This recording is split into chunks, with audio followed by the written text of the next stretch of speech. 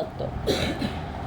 শব্দার্থ তত্ত্বের একমাত্র আলোচ্য বিষয় মানব ভাষায় ব্যবহৃত বিভিন্ন শব্দের অর্থ বা মানে এবং তার কার্যক্রিয়া, কিভাবে অর্থটা ব্যবহার হচ্ছে এবং তার কার্যক্রিয়াটা কি হচ্ছে।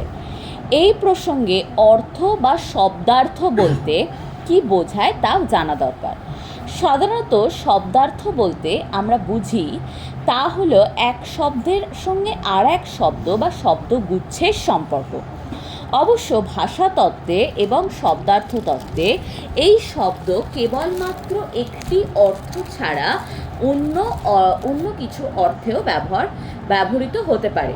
শব্দার্থ তত্ত্বের বিভিন্ন শাখায় শব্দার্থ কথাটির বিভিন্ন ব্যবহার এবং তার বিশ্লেষণের নানা পদ্ধতি এই অধ্যায়ে বিশদে আলোচনা করা হবে। কিন্তু তার আগে নিত্য ব্যবহৃত সাধারণ ভাষায় মানে বা অর্থ কথাটি যে বিভিন্ন অর্থে ব্যবহৃত হয়ে থাকে তার কিছু নমুনা দেওয়া হলো। মেঘ মানেই বৃষ্টি, পরীক্ষায় ভালো ফল মানেই বড় চাকরি, ঘনাদা মানেই দারুণ আড্ডা, মানে ঘনাদার যে চরিত্রটা প্রেমেন্দ্র মিত্র তৈরি করেছিল, মানে প্রচুর আড্ডা হতো, সেই জন্য ওটাকে একটা সিমিলি করা হয়েছে। জীবনের অর্থ কী, এসবের মানে কি। ওপরের উদাহরণগুলি কোনোটাতেই অর্থ বা মানে কথাটির শব্দার্থের অর্থে ব্যবহৃত করা হয়নি, কিন্তু কোনোটিতে ইঙ্গিত হচ্ছে ঝড়, মেঘ, বৃষ্টি, কোনোটিতে বোঝাচ্ছে কার্যকারণ সম্পর্ক, ভালো ফল, ভালো চাকরি, এরকম ব্যাপার। কোনোটিতে বোঝাচ্ছে ব্যক্তি বৈশিষ্ট্য, ঘনাদা মানেই আড্ডা, তো ব্যক্তির বৈশিষ্ট্য। কোনোটিতে দার্শনিক চিন্তা, জীবনের অর্থ, মানে জীবনের অর্থ কী আর কি, সেইভাবে। আবার কোনোটিতে আবেগ প্রকাশের রূপ, ক্রোধান্বিত, মানে রেগে বলছি, এসবের মানে কি, এসব কি হচ্ছে, এরকম টাইপের ব্যাপার। প্রতিদিনের ব্যবহৃত সাধারণ ভাষায় অর্থের বা মানের এই বিভিন্ন ব্যবহারের আলোচনা কৌতূহলোদ্দীপ্ত হতে পারে। ভাষা চর্চার কোনো শাখায় একই শব্দের ব্যবহার ভাষাতত্ত্বের শব্দার্থতত্ত্বের অংশ নয়। শব্দার্থতত্ত্বের আলোচনার ক্ষেত্র কেবলমাত্র ভাষার কোনো অংশের অর্থের আলোচনায় সীমাবদ্ধ। কোনো একটা ভাষার কোনো পার্টিকুলার অর্থে সেই আলোচনাটার মধ্যে ব্যাপারটা সীমাবদ্ধ থাকবে। এখানে খেয়াল রাখা দরকার যে পরিভাষাটি শব্দার্থতত্ত্ব হলেও এর আলোচ্য বিষয় কেবলমাত্র শব্দের অর্থের আলোচনার মধ্যে সীমিত নয়। মানুষের ব্যবহৃত ভাষার ক্ষুদ্র থেকে বৃহৎ যে কোনো অর্থযুক্ত অংশই এই আলোচনার মধ্যে পড়ে। অর্থাৎ এর আলোচ্য বিষয়ের মধ্যে একটি ক্ষুদ্র শব্দের অর্থ যেমন পড়ে, তেমনি ও এই বিষয়ের অন্তর্গত কোনো বাক্যের অর্থ বা বহু বাক্য সম্মিলিত কোনো বচনের বা উক্তির অর্থের আলোচনাও পড়ে। মানব ভাষায় উচ্চারিত অর্থযুক্ত যে কোনো উচ্চারণের অর্থের নিয়মানুগ বিশ্লেষণ এই বিষয়ের অন্তর্ভুক্ত, মানে নিয়ম মেনে বিশ্লেষণ করা হবে, সেটা হবে নিয়মানুগ। শব্দার্থের অর্থ এবং তার শ্রেণীবিভাগ নিয়ে বিভিন্ন ভাষাতাত্ত্বিকদের বিভিন্ন মতামত আছে। এ সত্ত্বেও বলা যেতে পারে যে প্রধানত শব্দার্থকে দুটি প্রধান ভাগে বিভক্ত করা হয়। এর প্রথমটিকে বলা হয় সাধারণ অর্থ এবং দ্বিতীয়টি নিদর্শন, মানে কি নিদর্শনে সেটা ব্যবহার করা হচ্ছে। অভিধানে আমরা যেভাবে অর্থকে পাই তা প্রথম প্রকার মানে কি, মানে সাধারণ অর্থ, এবং ভাষাবিজ্ঞানীদের মতে এটি প্রকৃত অর্থ। বাংলায় এর জন্য কোনো আলাদা প্রতিশব্দ নেই। একে সাধারণভাবে অর্থ বলে চিহ্নিত করা হয়। এই ক্ষেত্রে অর্থ শব্দটি এক শব্দের সঙ্গে অপর এক বা একাধিক শব্দের সম্পর্ককে বোঝায়। অভিধানে শব্দের অর্থ এইভাবেই সাজানো থাকে। অভিধানে মুখ্য শব্দগুলির বা হেডওয়ার্ডসগুলির পাশে তাদের অর্থ হিসাবে দেওয়া থাকে আরও কিছু শব্দ বা শব্দ সমষ্টি। একটা শব্দকে বোঝানোর জন্য আর একটা শব্দকেই আমরা বোঝাই, একটা শব্দের মানে রিপ্রেজেন্ট করার জন্য আমরা আর একটা শব্দকেই বোঝাই। সেটাই বলেছে যে একটা শব্দের মানে অপর শব্দটা সেটা কিন্তু একটা শব্দই হবে, সেটারও কিন্তু একটা নির্দিষ্ট মানে থাকবে। আকাশ, গগন, অন্তরিক্ষ, বোম, শূন্য, বিড়াল হচ্ছে ইঁদুর, শিকারের দক্ষ চতুষ্পদ প্রাণী বা মার্জার। শব্দার্থ তত্ত্বে অর্থ প্রধানত এই অর্থেই ব্যবহৃত হয়। সাধারণ ভাষায় প্রতিটি শব্দের অর্থ থাকে। শব্দার্থের অপর একটি গুরুত্বপূর্ণ সংজ্ঞা নিদর্শনের মাধ্যমে দেওয়া হলো। এটি হলো একটি শব্দ এবং সেই শব্দ যে বস্তুকে নির্দেশ করে তাদের মধ্যেকার সম্পর্ক। একটা শব্দ এবং সেই শব্দটা নির্দেশ করবে একটা বস্তুর সাথে তার সম্পর্ক কী। যেমন উপরোক্ত শব্দগুলি আকাশ, বিড়াল অর্থ বোঝাতে গেলে সেই বস্তুগুলির দিকে নির্দেশ করা যেতে পারে। অর্থের এই ধারণাটিও গুরুত্বপূর্ণ এবং শব্দার্থ তত্ত্বে বহু ব্যবহৃত, মানে এই ধারণাটা গুরুত্বপূর্ণ এবং বহু প্রচলিত। তবে সাধারণ ভাষার প্রতিটি শব্দের নির্দেশ নাও থাকতে পারে। যেমন কোনো এবং অতএব এই শব্দগুলির কোন অর্থ থাকলেও নিদর্শন নেই। মানে শুধু শুধু নিদর্শনে অতএব তোমরা এটা বুঝলে, আমি যখন বাক্যে ব্যবহার করছি অতএবের মানে আছে, কিন্তু আলাদা করে অতএব শব্দটার কোনো অর্থ নেই। আমরা এখানে স্বতন্ত্র শব্দগুলির অর্থের বিশ্লেষণ এবং এক শব্দের সঙ্গে অন্য শব্দের অর্থভিত্তিক সম্পর্ক অর্থাৎ শব্দভিত্তিক শব্দার্থ তত্ত্ব নিয়ে আলোচনা করব। মানে একটা শব্দের কি শব্দের অর্থ, ধর আমি একটা শব্দকে কোনো গদ্যে ব্যবহার করছি, তখন সেটার মানে কিন্তু পাল্টে যেতেও পারে, তিনি সেই শব্দটা কীভাবে ব্যবহার করছেন তার উপর নির্ভর করে। কিন্তু আমি যখন একটা গোটা আলাদা ইন্ডিভিজুয়াল শব্দকে দেখছি, তখন কিন্তু তার অর্থ, যেটা তার আক্ষরিক অর্থ, সেটাই কিন্তু তার থাকবে। শব্দকে বিভিন্নভাবে বিশ্লেষণ করা যায়। সমার্থকতা, বিপরীতার্থকতা ও ব্যাপক অর্থকতা। সমার্থকতা মানে সমার্থক, যেটা এটার মানে সেটাই ওটার মানে। সমার্থক শব্দটি অর্থের অভিন্নতা বোঝাতে ব্যবহৃত হয়। দুই বা ততোধিক শব্দের মধ্যে অর্থগত সাদৃশ্য থাকলে শব্দগুলিকে সমার্থক শব্দ বলা হয়। আগেই আলোচনা করা হয়েছে যে অভিধানে শব্দগুলি সমার্থকতার ভিত্তিতে নির্বাচিত হয়। অভিধানে যেভাবে শব্দগুলি রাখা হয় সেটা হচ্ছে শব্দের সমার্থকতা, মানে এই শব্দটার মানে ওটাই, তো সেইভাবেই অভিধান বানানো হয়েছে। এখানে এক শব্দ অপর শব্দের সমার্থক। নিচে কিছু সমার্থক শব্দের উদাহরণ দেওয়া হলো, যেমন ঘোড়া, অশ্ব ইত্যাদি। এক্ষেত্রে মনে রাখা দরকার দুটি শব্দের অর্থ কখনো সম্পূর্ণ এক হয় না। আমি বলছি বটে যে ঘোড়া মানে অশ্ব, কিন্তু একদম এক্স্যাক্ট কিন্তু এক নয়।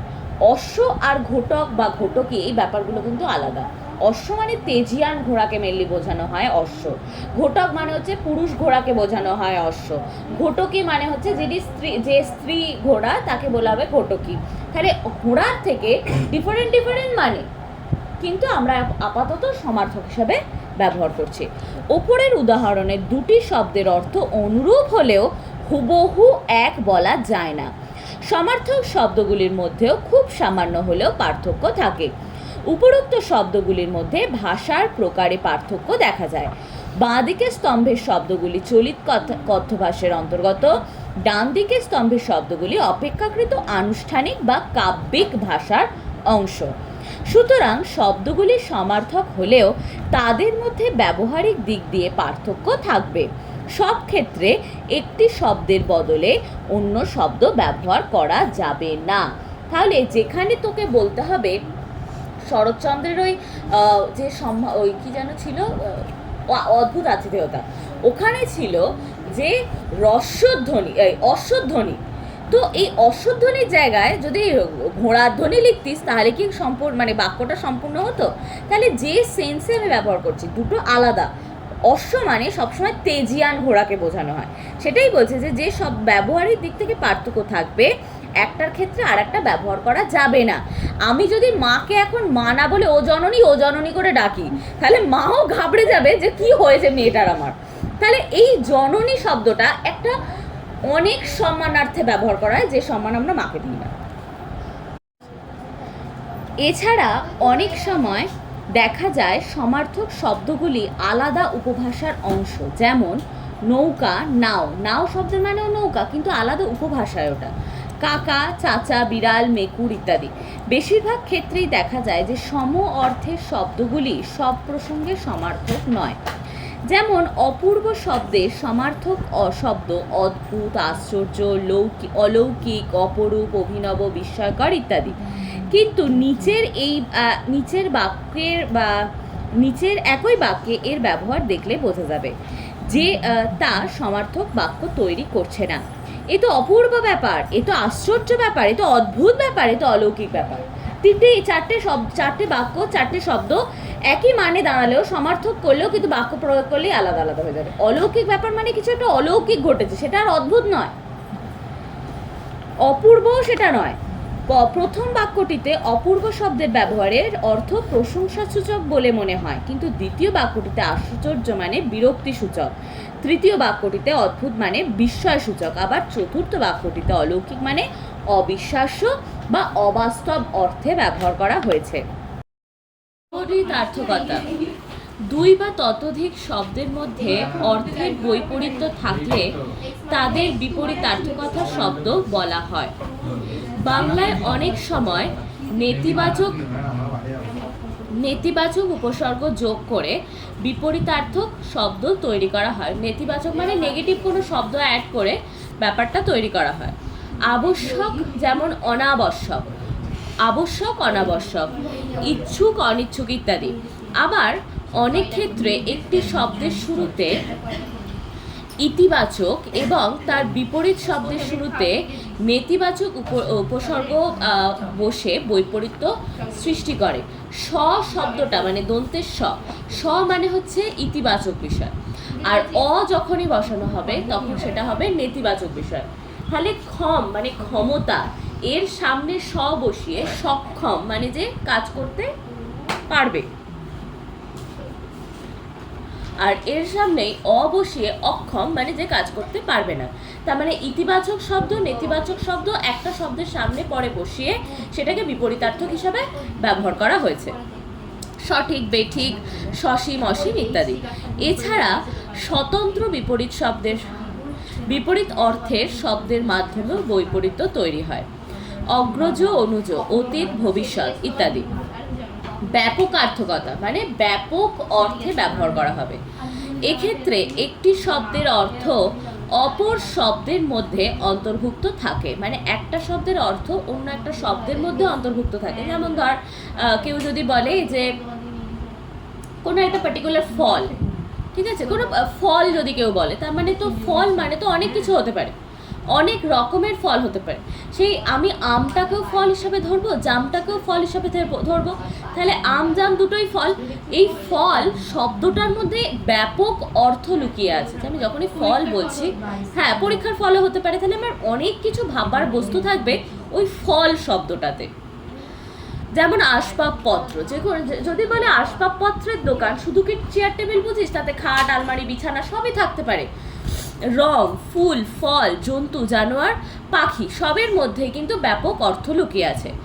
উপরের উদাহরণগুলিতে বাঁদিকের স্তম্ভের শব্দগুলির অর্থ ব্যাপকতর, মানে বাঁদিকের শব্দগুলির অর্থ কিন্তু অনেক বড়, এবং ডান দিকের শব্দগুলির অর্থ বাঁদিকের শব্দগুলির অর্থের মধ্যে অন্তর্ভুক্ত। মানে আমি যখন বলছি আম, তার মানে ফলের মধ্যে ইনক্লুডেড। আমি যখন বলছি লাল রং, তার মানে ওটা কিন্তু রঙের মধ্যে ইনক্লুডেড। আমি ধর হেনাকে বললাম আমার জন্য কালো রং, আমার জন্য কোনো একটা রঙের জামা নিয়ে আসবে, হেনা কি বুঝবে? তাহলে রং মানে লাল, কালো, সাদা, সবুজ যা ইচ্ছা হতে পারে। এবার ধর আমি ওকে বলে দিলাম আমার জন্য একটা রঙের জামা নিবি, কিন্তু তার মধ্যে যেন কালো না থাকে।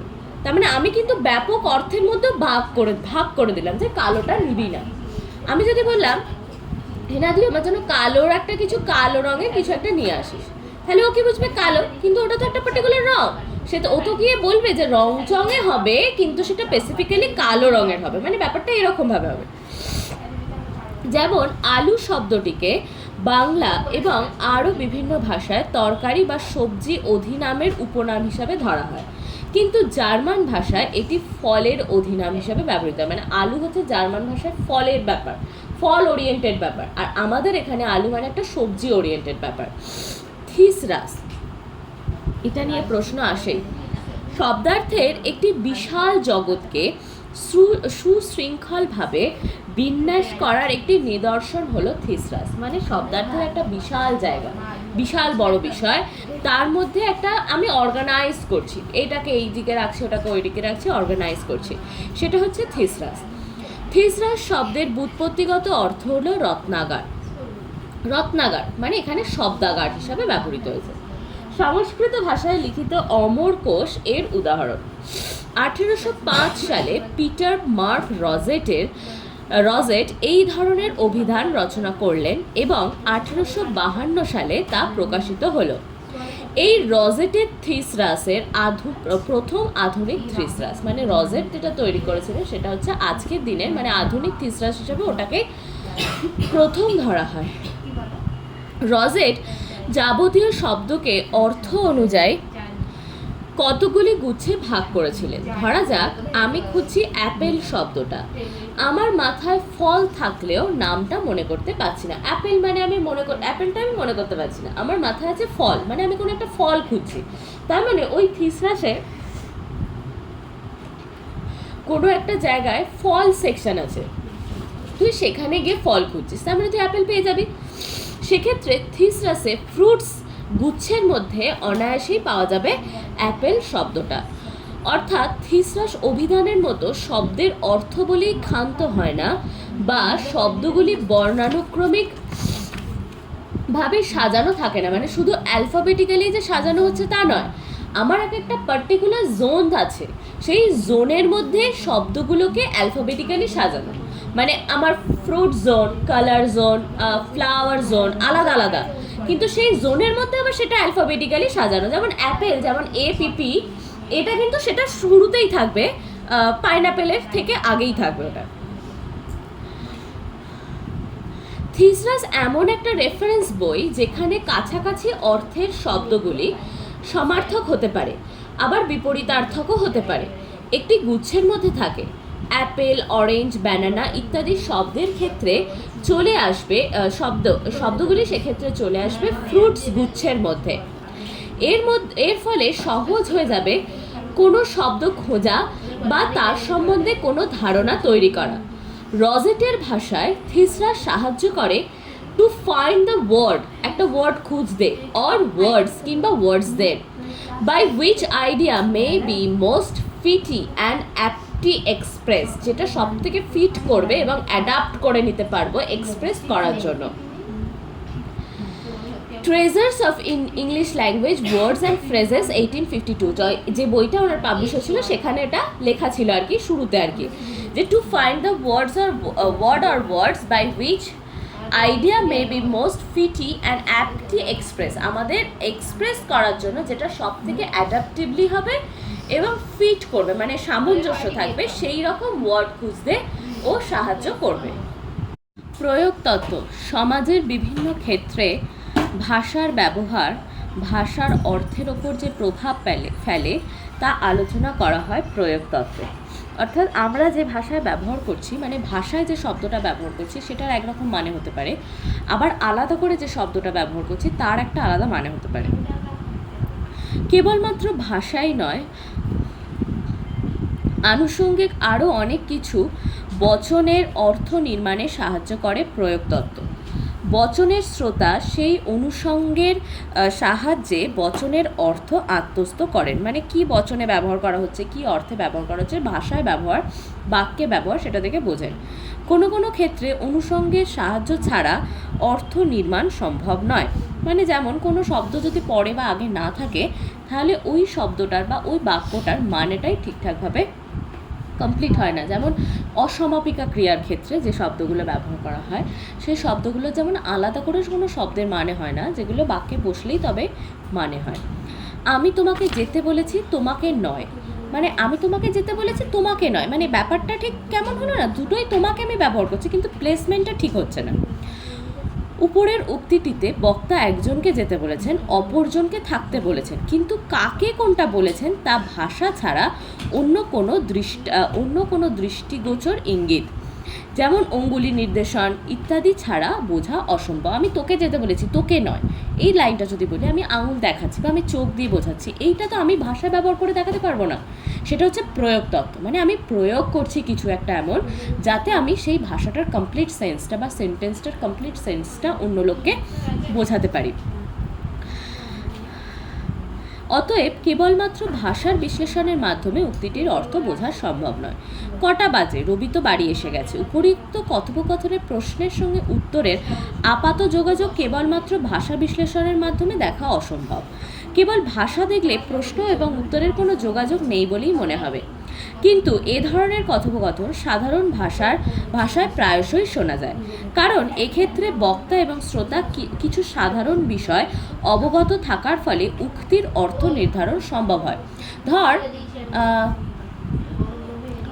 আমি তোকে বললাম কটা বাজে, তুই বললি দেরি হয়ে গেছে, ঠিক আছে?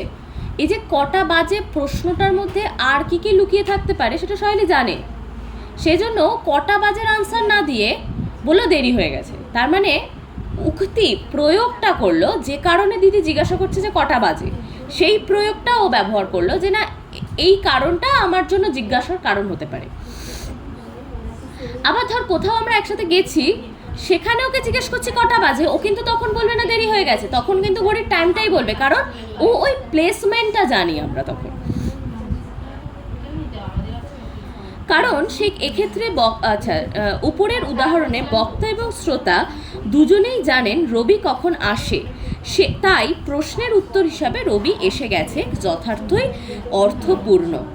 শব্দার্থ পরিবর্তনের স্বরূপ। সময়ের সঙ্গে ভাষার প্রতিটি বিভাগ পরিবর্তিত হয়, শব্দার্থ এর বাইরে নেই। একই শব্দ সময়ের সঙ্গে বিভিন্ন অর্থ প্রকাশ করে, আবার একই অর্থ বিভিন্ন আলাদা শব্দের মাধ্যমে ব্যক্ত হতে পারে। এই পরিবর্তনগুলিকে তিনটি সাধারণভাবে ভাগ করা যায়: শব্দার্থের প্রসার, শব্দার্থের সংকোচন এবং শব্দার্থের রূপান্তর। প্রসার মানে কি? যেটা আগে ছোট ছিল সেটা এখন বড় মানে হবে। সংকোচন মানে আগে যেটা বড় মানে ছিল সেটা এখন ছোট হবে। আর শব্দার্থের রূপান্তর মানে হচ্ছে যে মানেটা এখন ছিল সেটা পুরো কমপ্লিটলি পাল্টে যাবে। যেমন অ্যাজ ফর এক্সাম্পল আমি যদি বলি পাল্টে যাওয়াটার ক্ষেত্রে, আগে মন্দির মানে হচ্ছে বাড়ি ছিল, এখন মন্দির মানে হচ্ছে পূজাস্থান, পুরোটাই পাল্টে গেছে। গবেষণা মানে হচ্ছে গরু খোঁজা, আসলে ঠিক আছে, আগে মানেটা ছিল গবেষণার গরু খোঁজা, এখন গবেষণা মানে হচ্ছে বিজ্ঞান নিয়ে আলোচনা করা। এটা হচ্ছে শব্দের রূপান্তর। শব্দার্থের প্রসার সময় পরিবর্তনের সঙ্গে যখন কোনো শব্দের পূর্বতন অর্থের সঙ্গে সেই অর্থ ছাড়াও নতুন অর্থ বা অর্থ সমষ্টি যোগ হয় তখন তাকে অর্থের প্রসার বলে। এই ক্ষেত্রে অনেক সময় শব্দটির একটি মূল অর্থ এবং এক বা একাধিক সহযোগী অর্থ থাকে। যেমন কালি শব্দটির আদি অর্থ ছিল কালো রঙের তরল বস্তু, যে কোনো কালো রঙের তরল বস্তুকে কালি বলা হতো, কিন্তু সময় পরিবর্তনের সাথে সাথে কি হয়েছে, লাল, নীল, সবুজ নানা ধরনের কালিকেই আমরা কালি বলি। কুমোর শব্দটির উৎপত্তি কুম্ভকার শব্দ থেকে, যার অর্থ যিনি কুম্ভ বা কলসি তৈরি করেন। কুম্ভ মানে হচ্ছে কলসি তৈরি করেন, কিন্তু এখন কুমোর সমস্ত মাটির জিনিসই তৈরি করেন, মানে মাটির জিনিস তৈরি করার অর্থেই কুমোর বোঝানো হয়। কিন্তু কুমোর শুধু কলসিই নয়, মাটির নানা জিনিস তৈরি করেন। গাং শব্দের উৎপত্তি গঙ্গা থেকে, কিন্তু এর অর্থ প্রসার হওয়ায় যে কোনো নদী এখন বোঝায়।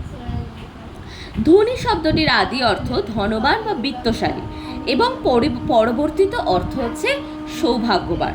পরশু শব্দটির অর্থ ছিল আগামীকালের পরের দিন, কিন্তু পরিবর্তিত অর্থ কি হয়েছে না আগামীকালের পরের দিন এবং গতকালের আগের দিন। আমরা কি বলি গত পরশু, কথাটা এভাবে বলি, গত পরশু তো তোর সাথে দেখা হয়েছিল বা পরশু তো তোর সাথে দেখা হবে, এই দুটো অর্থই কিন্তু আমরা এখন ব্যবহার করি।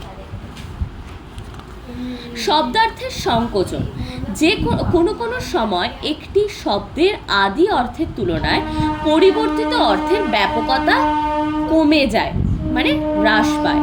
যেমন অন্ন শব্দের আদি অর্থ ছিল খাদ্য, মানে অন্ন বোঝাতে আমরা যে কোনো রকমের খাদ্যকে বোঝাতাম, কিন্তু বর্তমানে অন্ন মানে হচ্ছে ভাত। তার মানে সংকোচন হয়েছে, আগে একটা বিস্তৃত মানে বোঝানো হতো, এখন শুধু একটা আইটেমকে অন্য হিসাবে বোঝানো হয়। আদি অর্থটি এখনো কিছু শব্দে রয়ে গেছে, যেমন মিষ্টান্ন শব্দের অর্থ মিষ্টি খাদ্যবস্তু। মৃগ শব্দের অর্থ ছিল বন্য জন্তু, যে কারণে লোকেরা মৃগয়ায় যেতেন। মৃগয়া মানে হচ্ছে পশু শিকার করতে যাওয়া, মৃগ মানে যে কোনো বন্য পশু, কিন্তু বর্তমানে হয়ে গেছে কি শুধুই হরিণ মৃগ মানে, যার ফলে শাখা মৃগ শব্দের অর্থ বানর। শাখা মৃগ মানে শাখায় যে পশু থাকে, বানর। মৃগয়া শব্দের অর্থ বন্যপ্রাণী শিকার, বর্তমানে তার অর্থ সংকোচন হয়ে কেবল একটি বিশেষ বন্যপ্রাণী বা হরিণ অর্থে শব্দটি ব্যবহৃত হয়। মুনিশ শব্দটির উৎস মানুষ বা মনুষ্য থেকে, এই অর্থের সংকোচন হয়ে বর্তমানে মজুর অর্থে ব্যবহৃত হয়, মানে মজদুরি করতে যায়, মানে মুন্সিগিরি খাটতে যাচ্ছে এই অর্থে। প্রদীপ শব্দের আদি অর্থ হলো আলো বা দ্বীপ, বর্তমানে অর্থ সংকোচনের ফলে অর্থ এক বিশেষ ধরনের দ্বীপ, মানে যেটা আমি ঠাকুরতলায় দিই সেটাই হচ্ছে প্রদীপ। সব কিন্তু দ্বীপ বা আলোকে আমরা প্রদীপ বলি না, আগে মোমবাতির আলোটা যেটা থেকে আলোর উৎস তৈরি হতো সেটাই কিন্তু প্রদীপ ছিল, তো এখন আর সেটা প্রদীপ নয়। শব্দের রূপান্তর, অনেক সময় শব্দের অর্থের পরিবর্তন এমনভাবে হয় যে আপাত দৃষ্টিতে আদি অর্থের সঙ্গে পরিবর্তিত নতুন অর্থের কোনো যোগসূত্র পাওয়া যায় না। যেমন ভাত শব্দের আদি অর্থ ছিল প্রাপ্য, আমার ভাতটুকু মেরে দিও না, শব্দটা অনেক জায়গায় ব্যবহার হয়, মানে পুরনো লেখাগুলোতে, সেটার অর্থ হচ্ছে প্রাপ্য খাদ্য, যে কোনো প্রাপ্য খাদ্য। উজবুক শব্দের আদি অর্থ ছিল উজবেক জাতির লোক, মানে যারা অন্য একটা জাতি, বাইরে থেকে আগত কোনো জাতি। এখন উজবুক বলে যে বোঝে না তাকে বলে উজবুক। সহসা শব্দের অর্থ ছিল সবলে। গোষ্ঠী শব্দের আদি অর্থ ছিল গবাদি পশু থাকার জায়গা, বর্তমান অর্থ হচ্ছে সমূহ, মানে বিভিন্ন জায়গায় যে শাখা প্রশাখা তৈরি হয় সেটা হচ্ছে গোষ্ঠী। কলম শব্দের অর্থ স্বর বা খাগ, এখন যার অর্থ হচ্ছে লেখনী, তোমার কলমের ধার আছে, এই শব্দটা মানে এই লাইনটা এভাবে ব্যবহার করা হয়, তার মানে তোমার লেখনীর ধার আছে। গবেষণা শব্দের অর্থ ছিল গরু খোঁজা, তার পরিবর্তিত হয়েছে কোনো বিষয়ে নিয়মানুগ বিশ্লেষণ। দারুণ শব্দের আদি অর্থ দারু বা কাষ্ঠ নির্মিত, এখন দারুণ মানে হচ্ছে অত্যন্ত সুন্দর। উপরোক্ত উদাহরণগুলিতে আদি এবং পরিবর্তিত অর্থের মধ্যে মিল বিরল হলেও অর্থ পরিবর্তনের ইতিহাস দেখলে তাদের মধ্যে যোগাযোগ দেখা যায়। যেমন দারু শব্দের অর্থ কাষ্ঠ নির্মিত, তার থেকে অর্থ প্রসারণের ফলে অর্থ হলো কাষ্ঠ নির্মিত বস্তুর মতো শক্ত, এর থেকে পরবর্তীকালে অর্থ হলো অত্যন্ত শক্ত, এবং শুধুমাত্র এখন যেটা রয়ে গেছে সেটা হচ্ছে শুধু অত্যন্ত। সহসা শব্দের আদি অর্থ হচ্ছে সবলে, এর পরে অর্থ প্রসারের ফলে অর্থ যোগ হয় সবলে এবং চিন্তাহীনভাবে, সহসা যেটা হঠাৎ করে হয়ে যাবে, তারপরে আরও প্রসারিত হয়ে দাঁড়ায় সবলে এবং চিন্তাহীনভাবে বা আকস্মিকভাবে। এরপরে অর্থ সংকোচনের ফলে মূল অর্থগুলি অর্থাৎ সবলে ও চিন্তাহীনভাবে বিলুপ্ত হয়ে যায়, শুধু রয়ে যায় আকস্মিকভাবে, রয়ে যায় শুধু পরবর্তী নতুন অর্থগুলো। উপরে উল্লিখিত ধারাগুলি ছাড়া শব্দার্থ পরিবর্তনে আরও দুটি ধারার কথা কেউ কেউ বলে থাকে। এই দুটি হলো শব্দার্থের উৎকর্ষ এবং অবকর্ষ। উৎকর্ষ মানে হচ্ছে মান বেড়ে যাওয়া, আর অবকর্ষ মানে হচ্ছে মানটা কমে যাওয়া। যেমন ধর এই যে মন্দির শব্দটা, ঠিক আছে, মন্দির মানে ছিল আগে বাড়ি, এখন হচ্ছে মন্দির মানে দেবতার স্থান, তার মানে শব্দটার আপগ্রেডেশন ঘটে যাবে, বিশাল সুন্দর একটা মোহময় জায়গা, তাহলে এটা হচ্ছে শব্দের উৎকর্ষের নিদর্শন। অবকর্ষ মানে হতে পারে, যেমন ধর মহাজন শব্দের অর্থ ছিল আগে ধার্মিক ব্যক্তি, এখন হয়ে গেছে ঋণদাতা, তাহলে এটা হচ্ছে অবকর্ষ, মানে এটা পাল্টে গেছে। শব্দের উৎকর্ষ, শব্দ যেখানে মূল অর্থ পরিত্যাগ করে উন্নততর অর্থ বহন করে সেখানে তাকে শব্দার্থের উৎকর্ষ বলা হয়। সম্ভ্রান্ত, মূল অর্থ হচ্ছে সম্যক ভ্রান্ত, মানে যে সবসময় ভ্রান্তভাবেই থাকে, তো প্রচলিত অর্থ কি না মর্যাদা সম্পন্ন। মন্দিরের মূল অর্থ হচ্ছে গৃহ, প্রচলিত অর্থ হচ্ছে দেবালয়। শব্দার্থের অপকর্ষ, মূল অর্থ পরিহার করে শব্দ যখন নিম্নমানের অর্থ বহন করে তখন শব্দার্থের অবকর্ষ হয়। মহাজন মূল অর্থ হচ্ছে প্রাচীন পদাকার বা ধার্মিক ব্যক্তি, কিন্তু প্রচলিত অর্থ হচ্ছে ঋণদাতা। ইতর মূল অর্থ হচ্ছে অন্য, এখন অর্থ হয়ে গেছে নিচ। তার মানে এই যে মানেগুলো, ইতর ব্যক্তি যদি বলি তার মানে নিচ ব্যক্তি, তার মানে এই মানেগুলো ডিগ্রেডেশন ঘটেছে, একটা আপগ্রেডেশন ঘটে, একটা ডিগ্রেডেশন ঘটে। আপগ্রেডেশন ঘটলে উৎকর্ষ আর ডিগ্রেডেশন ঘটলে অবকর্ষ।